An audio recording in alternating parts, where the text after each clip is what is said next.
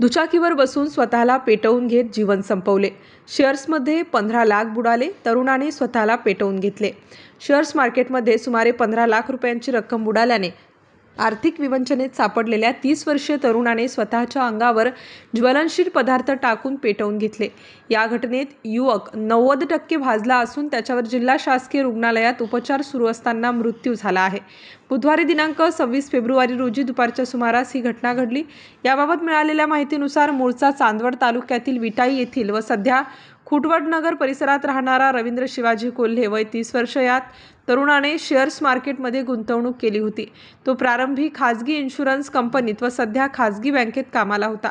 त्याला मिळत असलेले पैसे आई-वडिलांना न देता त्याने शेअर्स मार्केटमध्ये गुंतवले होते। मात्र गेल्या काही दिवसांपासून शेअर बाजार कोसळत असल्याने त्याचे सुमारे 15 लाख रुपयांचे नुकसान झाले होते। त्यामुळे तो आर्थिक विवंचनेत होता। त्याच्या मित्रांनी त्याला पैशांची मदतही केली होती। मात्र एवढी मोठी रक्कम कशी फेडणार? आई-वडिलांनाही आपण फसवले असल्याची भावना त्याच्या मनात निर्माण झाल्याने बुधवारी दिनांक 26 रोजी दुपारी त्याने पिंपळगाव बहुला येथील ज्योती विद्यालयाच्या मोकळ्या मैदानावर MH15 GE 7785 या क्रमांकाच्या दुचाकीवर बसून स्वतःच्या अंगावर ज्वलनशील पदार्थ ओतून पेटवून घेतले। या घटनेत तो 90% भाजला होता। उपचारादरम्यान त्याचा मृत्यू झाला आहे। पोलीस निरीक्षक विश्वास पाटील या प्रकरणाची चौकशी करत आहेत।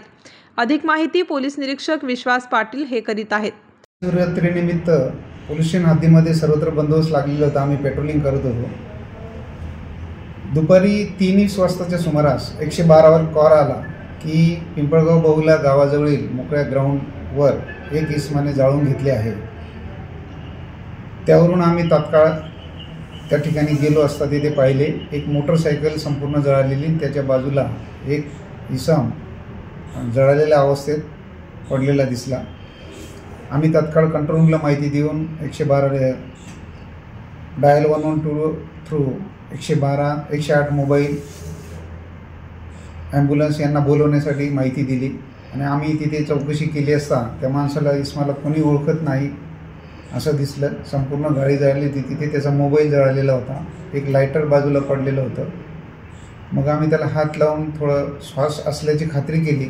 मग त्याला थोडं बोलतं करण्यासाठी बोललं केलं। त्याने त्याचं नाव सांगितलं, राजेंद्र शिवाजी कोल्हे वय 28 वर्ष, हल्ली राहणार खुटवडनगर, मूळ राहणार गाव इटावा, तालुका चांदवड, जिल्हा नाशिक असं असल्याचं सांगितलं।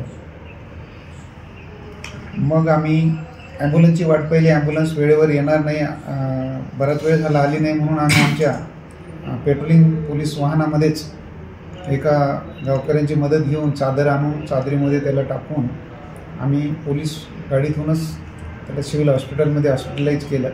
बर्निंग वॉर्डमध्ये त्याच्यावर उपचार सुरू केले।